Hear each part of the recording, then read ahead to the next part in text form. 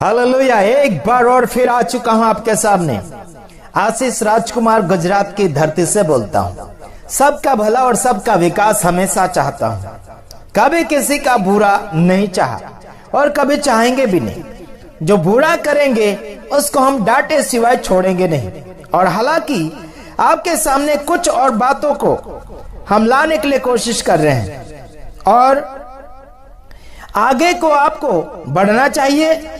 अगर घटते चले जाओगे तो आपके विश्वासी आपको छोड़कर चले जाएंगे और गलत सिखाओगे तो आपको टाटा बाय बाय तो मैं ही करवाऊंगा विश्वासियों को। हेलो, ध्यान दीजिएगा मेरे तमाम भाइयों बहनों, क्योंकि मैं कलीसिया, बिगड़ी हुई कलीसिया को सही मार्गदर्शन देने के लिए कोशिश कर रहा हूं। बीते हुए दिनों में हमने बहुत सी ऐसी बातें छेड़ी थी जिसमें लोगों को समझ लेना चाहिए था, बल्कि नहीं समझा तो हम उसमें क्या करेंगे? हेलो, उसमें हम क्या कर सकते हैं? यीशु मसीह का जन्म कितने बार हुआ? एक बार हुआ। यीशु मसीह का मरण कितने बार हुआ?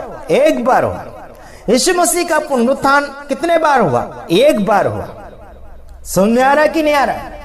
कोई भी व्यक्ति का यही हालत होता है। आप और मैं जब जन्म लिए तो कितने बार जन्म लिए? एक बार जन्म लिया।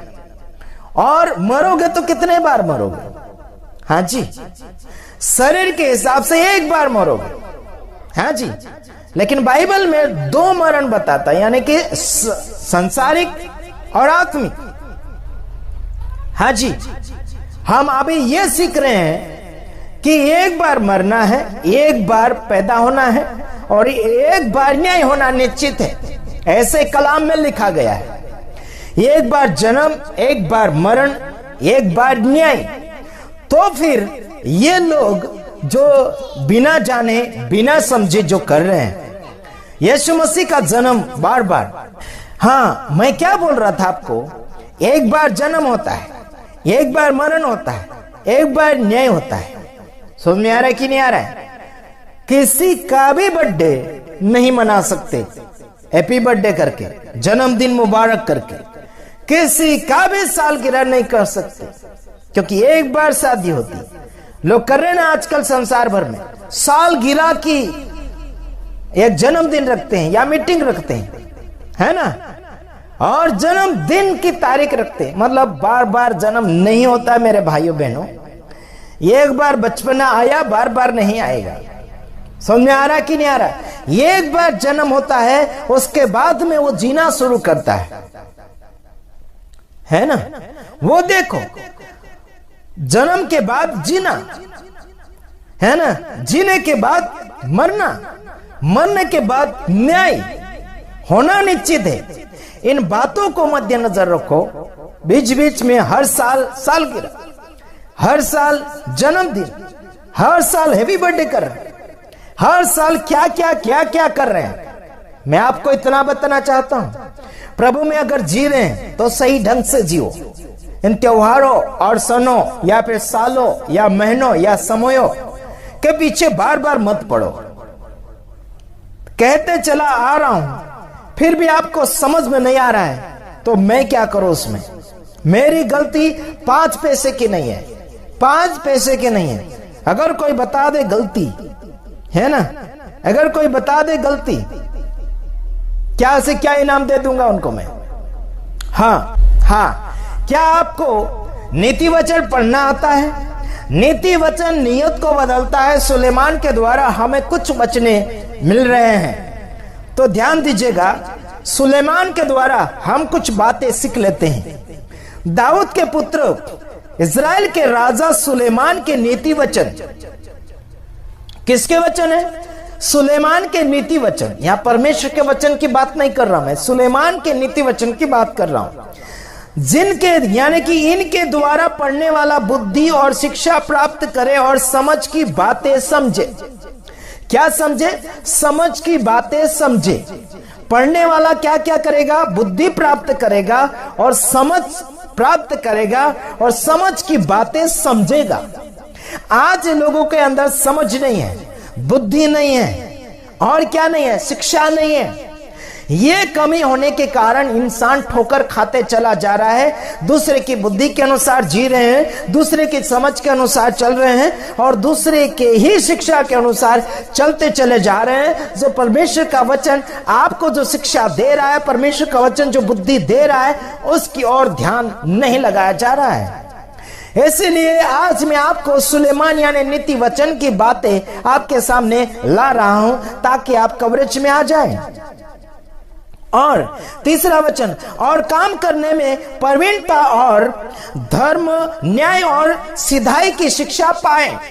काम करने में प्रवीणता मतलब बहादुर, जीतने वाला, वीर होने वाला, आगे बढ़ने वाला, सक्सेसफुल होने वाला। कौन बुद्धि प्राप्त करेगा, शिक्षा प्राप्त करेगा और समझ प्राप्त करेगा? वो व्यक्ति क्या करेगा? काम में विजेता हासिल करेगा और सीधाई की ओर आगे बढ़ेगा, सीधी शिक्षा पकड़ेगा, उल्टी सुल्टी टेढ़ी मेढ़ी घुमाकर नहीं। परमेश्वर का रास्ता भी बढ़ाएगा अच्छा, और खुद भी रास्ते में ठोकरें नहीं खाएगा। अपने नियत को बदलता हुआ चला जाएगा वो व्यक्ति, जिंदगी बदलता चला जाएगा वो व्यक्ति। चौथा वचन, कि भोलों को चतुराई और जवानों को ज्ञान और विवेक मिले। क्या मिले यहां पर?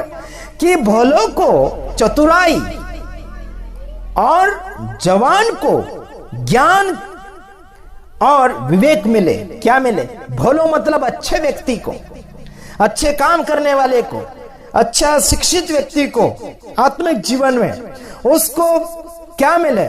चतुराई मिले, होशियारी मिले, साफ सुथरता मिले, कच्चर पट्टी नहीं। और जवानों को क्या मिले? ज्ञान और विवेक यानी बुद्धि मिलेगी। क्या मिलेगा? जवानों को क्या मिलेगा? विवेक यानी बुद्धि मिलेगी। ये साफ सुथरा होगा आपका जिंदगी, यानी कि दिमाग अगर साफ सुथरा आपका हो गया तो सही समझोगे, सही सुधार करोगे। पांचवा वचन, कि बुद्धिमान सुनकर अपनी विद्या बढ़ाए और समझदार बुद्धि का उपदेश पाए। क्या करेगा? बुद्धिमान सुनकर क्या करेगा? विद्या बढ़ाएगा, ज्ञान बढ़ाएगा, और समझदार बुद्धि प्राप्त करेगा। क्या करेगा? बुद्धि प्राप्त करेगा और बुद्धि का उपदेश पाएगा। काय का उपदेश पाएगा? बुद्धि का उपदेश पाएगा। कौन सा व्यक्ति? जो बुद्धिमान है, बुद्धि का उपदेश पाएगा। समझदार व्यक्ति जो विद्या बढ़ाएगा अपने आप का अंदर का। हेलो, समझने की ताकत आपके और मेरे अंदर होना चाहिए। महाराष्ट्र या फिर मध्य प्रदेश के अंदर बहुत ही अच्छी एक शिक्षा चल रही है। उस शिक्षा का नाम है खरी शिक्षा।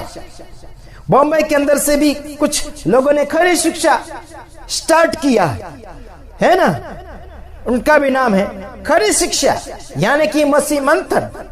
हाँ जी, और अलग जगह मध्य प्रदेश के अंदर है ना, खरी शिक्षा का मंच चल रहा है, जहां पर आदिवासी भाषा में दिया जा रहा है। बहुत ही अच्छा शिक्षा दिया जा रहा है ना। कहीं कहीं डाउट होता तो जरूर मैं कुछ बातों में रोक टोक करता हूं, हालांकि मैं जरूर अच्छी बात बताने वालों को सैल्यूट करता हूं, अच्छी बात या फिर अच्छा समाचार देने वालों को धन्यवाद करता हूं। आगे देखिए 7वां वचन, यहोवा का भय मानना बुद्धि का मूल्य है। बुद्धि और शिक्षा को मूल ही लोग तुच्छ जानते हैं। परमेश्वर का भय यानी कि यहोवा का भय मानना बुद्धि का मूल यानी जड़ है, शुरुआत है। और मूल ही व्यक्ति जो क्या करता है, और बुद्धि की शिक्षा, और मूल ही लोग तुच्छ जानते हैं। मूढ़ मतलब पागल, मूढ़ मतलब मूर्ख, ना समझ व्यक्ति को मूढ़ कहा गया है। ना समझ व्यक्ति, मूढ़ व्यक्ति पागल व्यक्ति है जो अच्छाई को बिगाड़ता है, जो अच्छाई को तोड़ता है, जो अच्छाई को बेच देता है, अच्छाई को गंदगी में मिक्स करता है। उसे कहते हैं मूढ़ व्यक्ति ही जो नहीं समझता है, नहीं मानता, नहीं उसके अंदर बुद्धि है और नहीं समझ है। मूर्ख व्यक्ति के अंदर समझ नहीं होती है।